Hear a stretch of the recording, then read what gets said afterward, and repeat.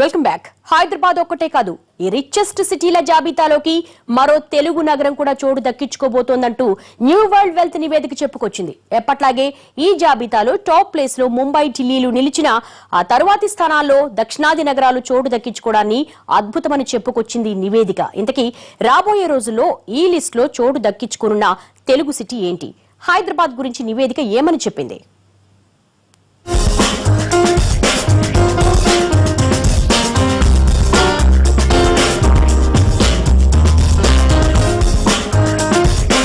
ఇండియాలో ఉన్న నగరాల స్థాయిని వాటిల్లో ఉన్న ధనికులు ఇప్పుడు పునర్వచిస్తున్నారు.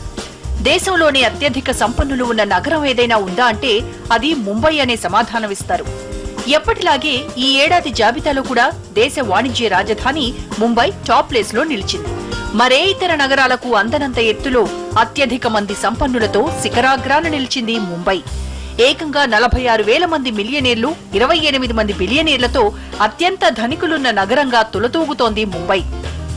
ఈ మహానగరంలో ఉన్న ఈ బడాబాబులందరి సంపద $820 బిలియన్ పైమాటే అని తేల్చింది. అంటే మన కరెన్సీలో చెప్పాలంటే 50 లక్షల కోట్ల కన్నా ఎక్కువే. సంపన్నుల విషయంలో ముంబై పేరు దేశంలోనే కాదు ప్రపంచంలో కూడా చాలాసార్లు మారుమోగుతూ వస్తోంది. ప్రపంచంలో అత్యంత ఖరీదైన ప్రాంతాల్లో ముంబైలో Bandra, Worli, Juhu, Gurgaon, Parel, Palm Beach Road వంటి ఉన్నాయి. ఇక తాజ్ హోటల్ ఉన్న కొలాబా ప్రాంతం ప్రపంచంలో ఖరీదైన కమర్షియల్ ప్లేసుల్లో ఒకటిగా నిలిచింది.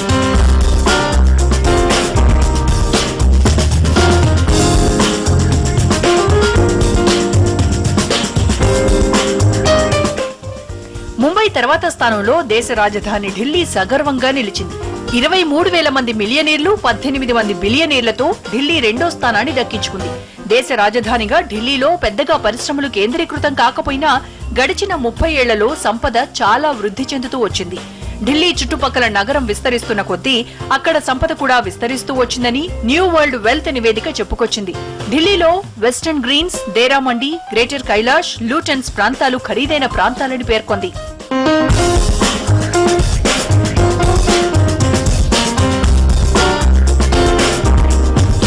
ఈ జాబితాలో $290 బిలియన్ కోల్కతా బడాబాబులు, $180 బిలియన్ సంపదతో పూణే సంపన్నులు వరుసగా 5, 6 స్థానాల్ని ఆక్రమించుకున్నారు. ప్రస్తుతానికి ఈ జాబితాలో ఒక్క తెలుగు నగరమే చోటు దక్కించుకున్నా రాబోయే రోజుల్లో ఈ స్థానానికి వచ్చేందుకు మరో తెలుగు నగరం కూడా శరవేగంగా పరుగులు తీస్తోందని న్యూ వరల్డ్ వెల్త్ నివేదిక వెల్లడించింది. ఏపీ బిజినెస్ క్యాపిటల్ గా భాసిస్తున్న విశాఖపట్నానికి తర్వాత మిలియనీర్లను సిద్ధం చేసే అవకాశాలు మెండుగా ఉన్నట్లు నివేదిక వెల్లడించింది. ఒక్క విశాఖతో పాటుగా సూరత్, అహ్మదాబాద్, గోవా, చండీగఢ్, జైపూర్, వడోదర నగరాలు కూడా సంపన్న నగరాలుగా అవతరించేందుకు శరవేగంగా పరుగులు తీస్తున్నాయని చెప్పుకొచ్చింది.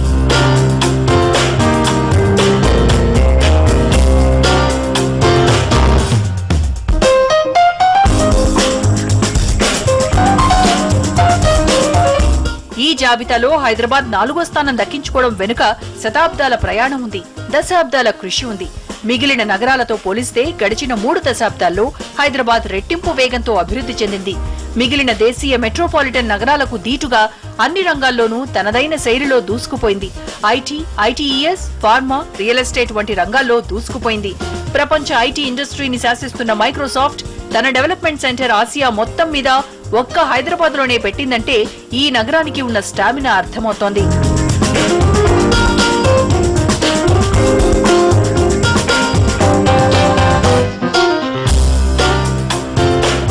ఈ అభివృద్ధి ఏదో ఒక్క దశాబ్దంలో వచ్చేసింది కాదు. ఈ స్థాయికి చేరడానికి, నగరాన్ని ఈ స్థాయిలో అభివృద్ధి చేయడానికి చాలా మంది చాలా కాలం కష్టపడాల్సి వచ్చింది. 1980లో ఫార్మా రంగంలో తన ప్రస్థానం మొదలుపెట్టింది. 1990లోనే బయోటెక్నాలజీ ఇండస్ట్రీల అభివృద్ధితో ఏషియన్ జినోమ్ వ్యాలీగా పేరు తెచ్చుకుంది. ప్రస్తుతం దేశవ్యాప్తంగా తయారయ్యే బల్క్ డ్రగ్స్ లో 1/3 వంతు హైదరాబాద్ నుంచే వస్తున్నాయి. ఇక బయోటెక్నాలజీ రంగంలో 16% వాటా ఒక్క హైదరాబాద్దే. ఇక 2000లో ఐటీ రంగంలో శరవేగంగా ఐటీయేతర సేవల్లో దూసుకెళ్లింది. ప్రస్తుతం ఏటా ₹1,50,000 కోట్ల పైగా ఐటీ ఎగుమతులతో దేశంలో ఈ రంగంలో 3వ స్థానంలో ఉంది హైదరాబాద్.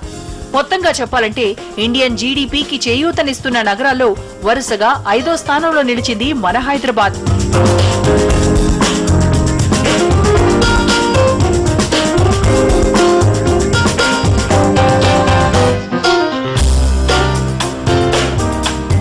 స్థాయిలో వ్యాపారాలు రంగాలు వృద్ధి చెందాయి కాబట్టే ఇక్కడి వ్యాపారవేత్తల సంపద కూడా అదే స్థాయిలో వృద్ధి చెందుతూ వచ్చింది. అదే ఇప్పుడు వాళ్ళందరి సంపదతో మన భాగ్యనగరాన్ని 4వ స్థానంలో నిలబెట్టింది. ప్రస్తుతానికి ఈ జాబితాలో 3వ స్థానంలో ఉన్న బెంగళూరుకి మనకి కేవలం $10 బిలియన్ సంపదే తేడా. ఇప్పుడున్న పరిస్థితులు, హైదరాబాద్కి వెళ్లి విరుస్తున్న అవకాశాలు, పెరుగుతున్న వ్యాపార వృద్ధి చూస్తుంటే ఏడాది తిరిగేలోగానే మన భాగ్యనగరం 4వ స్థానం నుంచి 3వ స్థానానికి సగర్వంగా ఎదుగుతుందన్న అంచనాలు పెరుగుతున్నాయి. నగరంలో పరిశ్రమల విస్తరణకు బాటలు వేసేలా ప్రభుత్వం ఇస్తున్న ప్రోత్సాహకాలు అంతర్జాతీయ స్థాయిలో హైదరాబాద్ను నిలబెడుతున్నాయి. దీంతో వందలాది బహుళజాతి సంస్థలు మన భాగ్యనగరం వైపు చూస్తున్నాయి. అంటే ఈ లెక్కన మరో 2-3 ఏళ్లలోనే మన హైదరాబాద్ విశ్వనగరంగా ఆవిర్భవించినా ఆశ్చర్యపోనక్కర్లేదు.